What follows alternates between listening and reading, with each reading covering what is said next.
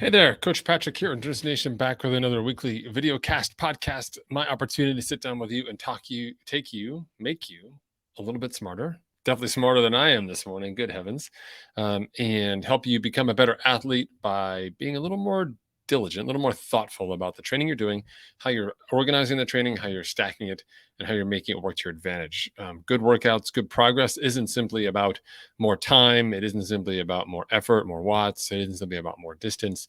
It's about doing it in a better manner across the board. So whether it's executing a session, executing a main set, executing a week, a month, or playing your season, all those elements go into becoming smarter. And we're going to talk a little bit about one of our favorite disciplines today, open water swimming. So in today's cast, I'm going to talk to you a little bit about some key elements around open water swimming that you want to think about to make yourself a better open water swimmer. What's been interesting over the past few years, COVID and everything that's been happening with that, with fewer races, there's been less reasons for the majority of triathletes to be in open water. I myself, obviously here, those of you watching the video here, available on YouTube, I'm risking life and limb by doing this entire screencast apparently underwater. I do not have gills, but just for special effects, I thought this would be a great one. I love this view for the bubbles. I think a lot about the bubbles coming off my hand when I reach out under the water. And if you're swimming in nice open water, you can actually see those bubbles. Not so nice open water, can't see anything past like your elbow, which is kind of freaky for sure. But that said, I want to talk to you a little bit about some of these open water tips. Like with the pandemic and everything, a lot of people just haven't been swimming outside. And we've lost the skill set related to open water swimming and effective open water swimming. Like the more you do it, like anything else, like using chopsticks or writing in cursive, the more you do it, the better you get at it. But if you're not doing it, you're not going to get better at it. So one of the ways I'm hoping to accelerate your re-entry to open water swimming and high quality open water swimming is today's cast, right? So I have 6 topics to talk about today. It's a lot, but I'm going to get through them quickly. So stay tuned with me. Number one, first and foremost, sort of like number 0, really, because it doesn't count as much as one of the tips, but it is super important. Safety first. So when we get into open water swimming, don't cut corners, even though it's been a while, even if maybe your typical friends that you swim with or outside with are not swimming, we want to make sure that you're completely safe. We think about safety in 3 aspects. We think about it, location, company, and visibility. So location, make sure you're swimming in a place that's not only safe, like from a water quality standpoint, which can be hard in these hotter temperatures, but also just for currents and motor boats and other elements of the watercraft that are out there. Make sure it's a safe place to swim. Okay. Number 2, company. Who are you swimming with? Ideally, you are swimming with someone else, or someone's on a paddleboard, or someone's in a boat. But there's someone else there with you who's keeping an eye on you, making sure that you're swimming and you're swimming okay. Everything's all right. You never want to swim alone in open water. Okay. And then number 3, visibility. So how easy it is to see you. So definitely, even though it's hot, wear that swim cap, get something super bright, whether it's Endurance Nation red like this, or pink or neon if you've got an old race cap saved or something like that. But definitely want to make sure that you've got everything you need to have it yourself as visible as possible to everybody, whether it's someone from the shore, or someone else in a boat, or someone else on the water right now. We want them to know that you are there and you are swimming. Okay. It definitely can be hard with the glare and other items, especially at the speeds with which you'll be swimming soon after this cast. All right. So let's dive into these actual tips so we have them. So number 1, the first thing you want to do when you get to open water relative to the swimming you've been doing in the pool is get accustomed to your body position. And this varies, right? If you're swimming in a wetsuit or you're swimming in a Swimskin, there's going to be a definite delta versus what you were doing swimming in a pool, right? In both cases, snugger setup. And for me, I really like it. I feel like I'm much more in touch with my form when I'm in like a wetsuit or a skin suit relative to just swimming in a pool. That said, there's differences in terms of wetsuit and buoyancy versus skin suit. So skin suit keeps everything snug, really no buoyancy whatsoever. And so there's different work you need to do to achieve your balance. Whereas when you're in a wetsuit, you can literally just, take a breath, lay down on the water, and for the most part, you'll be on top of the water. All right. So it's just sort of important for you to know that as we go through the process of swimming well, a lot of it is just orientation, right? So get in the water and see what it is. If you're on that wetsuit, I recommend that lay down drill. Just get used to yourself being on top of the water. Like literally, don't just start swimming by like diving in and swimming, but like literally lay down on top of the water and then start swimming, so you kind of understand where you're resetting from. Those of you who are in a swimskin or just swimming in a swimsuit, you're going to have lower hips relative to your torso. So you've really got to work on a tight core, really getting your head underwater when you're not swimming in a wetsuit, and really reaching out down under the water. So if it's 3 o'clock and 9 o'clock are the horizontal lines on a clock, when you're not swimming in a wetsuit, we want to be reaching down from like to like 8 or to 4 o'clock to really get the shoulder down, get the rotation down, and just by definition, keep those hips up. Super important. Okay, so body position orientation number 1. Second tip for you, upping the cadence. Open water swimming is not clean like a pool, right? There's no lane lines, it's rough, there's disruptions in general, similar to like riding indoors on your trainer or riding outside. Indoors, perfect environment, you can do like just the right number you want. Outside, there's terrain, there's wind, there's cars, there's potholes, all sorts of variables that go into making that ride different. Typically, we see higher watts outside than we see inside just by virtue of the different conditions and how you dynamically work inside that environment. You're making that same transition when you move to open water swimming. There's wind now, there's sun, there's other obstacles, there's things you can hear, there's other people hopefully swimming near you and so on. And with all of that in place, it's much harder to swim well. And we really lose the ability to take advantage of the glide. Like perfect conditions, you can glide and like really fly. That's great. I tell people that's kind of like when you were a kid and you had a sled. Swimming inside is like the perfect pack of snow that allows your sled to like run down that hill and go those extra couple feet further than your friends, right? When we're swimming in open water, that sled has no run. It doesn't, you put it in and you're like, oh my God, like the sun is out, other kids are here, all these other variables, it's changed the sledding conditions, not so fun anymore. And so really we can't get away with that picture perfect form in open water. In fact, typically open water swimming is best done with a higher cadence. And by that, I mean no interruptions. Like your fingertips should always be moving, right? Reaching out in the water, the minute you get to full extension, those fingertips are going down and they're already starting to set the catch and already pushing back. And they come out of the finish and they're already going back around again. So what you'll typically see with open water swimming is much more of a straighter arm style because they're really getting that arm back out again in front and less of that sort of picture perfect high elbow recovery back, which is very indicative of the pool. Some great swimmers can do both in both conditions, but for most of us, a higher cadence means fingertips never stop moving. We break that wrist early in a little bit of a straighter arm recovery. So you'll find yourself kind of coming around a little more around the side, which kind of leads itself to a little more sort of rotational momentum here inside the torso as well. Okay.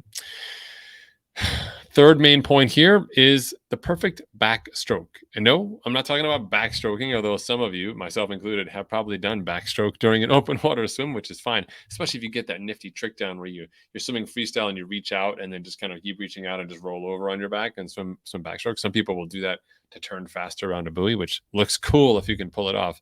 I'm not so cool like that. When I say perfect backstroke, I mean the perfect back half of your stroke. So if we work from end to end here, I'll use my video screen as an example.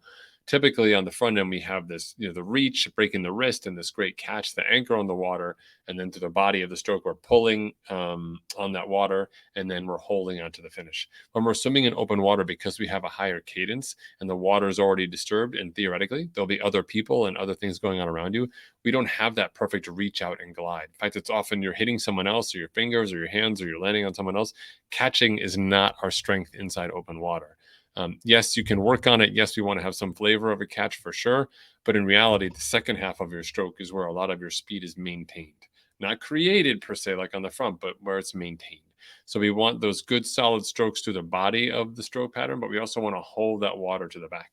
And that literally means like as you're breaking your wrist going back, we're literally keeping that wrist back so we can go ahead and keep that tension on the back of the water till your thumb hits your thigh and bring it out around again. So really holding on to that. So whatever we do have the option to hold on to, make sure we can hold on to that water and keep yourself up. So don't stress out so much about the perfect catch because all these people around you. Perfect catches aren't really possible in open water, but we can have good rotation, good momentum, and we can have a certainly good back half of the stroke. No one else is really right inside that space, right along the side of your body or underneath your body. And that's clean water for you to work with to keep your stroke rate going and keep the tension on the water so your speed doesn't lag. Okay. All right. Number 4 here, hack your directional challenges. And this is what people typically notice. So we go into the water, we're like, so I'm going to swim with my friends. This is great. And then you get in the water and you're like, oh my God, I have to breathe. I have all this other stuff going on. Like, forget about my friends. I need to make sure I know what I'm doing. And you do that. And then the next thing you do, you look up and you're like pointed right back where you started from. And you're like, oh my God, forget about the technique side and forget about my friends. I don't even go in a straight line. Like now I got to work on this. Right. And so the priorities change drastically as we swim. So it is important for us to address some of this directional challenge issue, simply because if we can get that locked in, or 90 or 95% locked in, then you can get back to the business of swimming with others and focusing on technique. And so what I usually tell people to do is dedicate some time at the beginning of your first open water swim or your next open water swim. Get in the water and look ahead before you start swimming. Look ahead, identify the item that you want to swim towards, and then start swimming. Right, so start swimming towards that item, whatever it is on the distant shore, tree, whatever. Hopefully, an immovable object. Don't pick things that move. And then swim and do your normal breathing. I would recommend like 2 count or 4 count, whatever you normally do for your swim stroke when you're swimming for your event.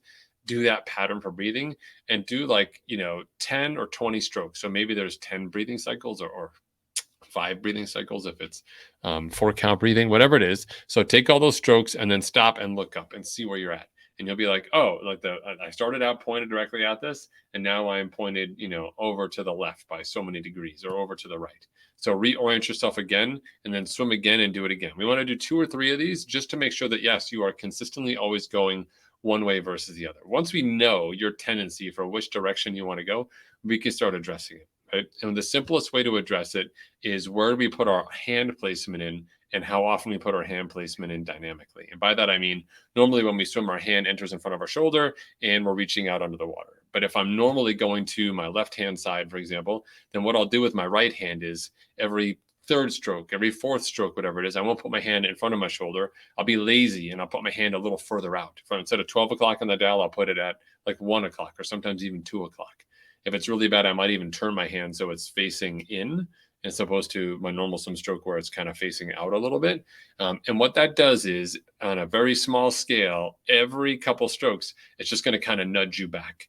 And if you figure out the cadence of that adjustment with that hand entry placement, what it'll effectively do is, if every 3rd stroke or every time after you breathe, that next stroke you reach out, whatever that timing is for you, you'll be able to swim straight because you have a great rhythm and you know what it is, right? So we can test that and practice it. So really kind of nail that down. So again, 2 or 3 times, no sighting, just swim, reorient, and decide how badly you go one way or the other.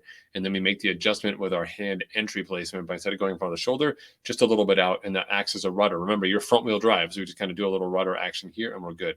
Sometimes people will just swim until they're all lost and they stop, look up, see where they are, turn themselves in the water and swim again. They're not fixing the issue of turning. And so no matter where they orient themselves, they're always going to turn away from it. And stopping and restarting that body position stuff is super costly, right? Okay, that's my favorite tip of all. And then the last but not least piece is become a close swimmer. I don't know if you all love that Seinfeld episode with the close talker, one of my personal favorites. But becoming a close swimmer is important. So if you are swimming with someone else, just for safety purposes, hopefully, get used to swimming next to them, like swim right on their feet. Most people are comfortable with you swimming right on their feet.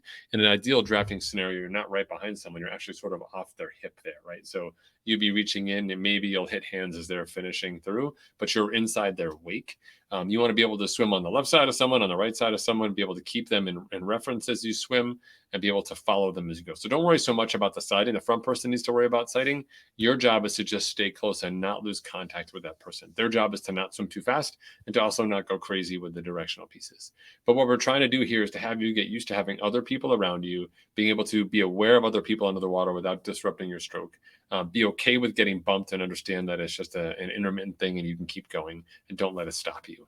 One of the biggest challenges of the race day is that people get into the open water and then there's all these folks and there's a lot of jostling and everything, and people are instantly outside of their comfort zone, rightly so, and you're unable to swim. And you can take advantage of that by structuring your open water swimming accordingly to get those things nailed down.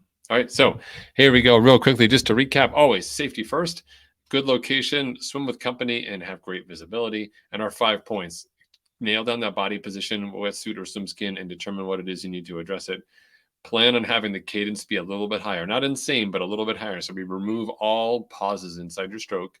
Number 3, we are doing the perfect backstroke. Second half of the stroke, we're going to really focus on holding that water all the way through to the thigh so we keep our directional speed up.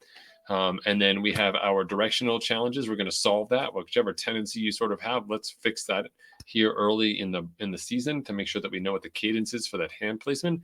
And then last but not least, become a close swimmer. Swim with others, spend time in the water like that. It ends up being kind of fun. You can have people be a little crazy. You can have multiple people. You can swim between 2 people. Like, just get used to having bodies around you and normalize that experience so you'll be ready to go into the next race knowing that you can maintain your stroke, that you'll be on course, and you're very comfortable with the contact, so you have a great swim. All right. Thanks so much for tuning in. This is Coach Patrick signing off from another weekly cast. I'll be back next week with another topic. Until then, stay healthy, stay safe, stay cool. Maybe a little open water swimming isn't such a bad idea after all. Take care, everybody.